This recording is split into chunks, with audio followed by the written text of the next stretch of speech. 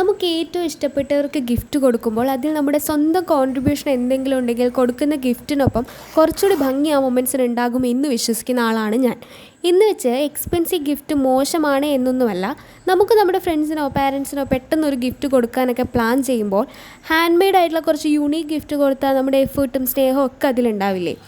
So ഗിഫ്റ്റിനെ കുറിച്ച് പറഞ്ഞിട്ട് ഗിഫ്റ്റൊന്നുമല്ല നമ്മുടെ ഇന്നത്തെ ഐഡിയ, ഒരു ഗിഫ്റ്റ് ബോക്സാണ്. സ്ഥിരമായി യൂസ് ചെയ്യുന്ന ഗിഫ്റ്റ് പേപ്പറിൽ നിന്നും ഗിഫ്റ്റ് ബോക്സിൽ നിന്നുമൊക്കെ മാറി കയ്യിലുള്ള ഐറ്റം വെച്ച് ഭംഗിയാക്കി ഉണ്ടാക്കാൻ പറ്റുന്ന ഒരു ട്രയാങ്കുലർ ഗിഫ്റ്റ് ബോക്സാണ് നമ്മൾ ഇന്ന് ഉണ്ടാക്കാൻ പോകുന്നത്.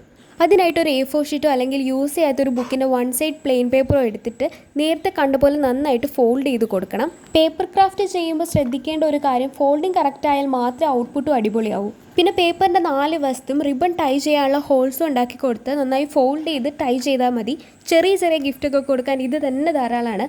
അപ്പോൾ വീഡിയോ ഇഷ്ടപ്പെട്ട ലൈക്ക്, കമൻറ്റ്, സബ്സ്ക്രൈബ് ഒന്നും മറക്കണ്ട.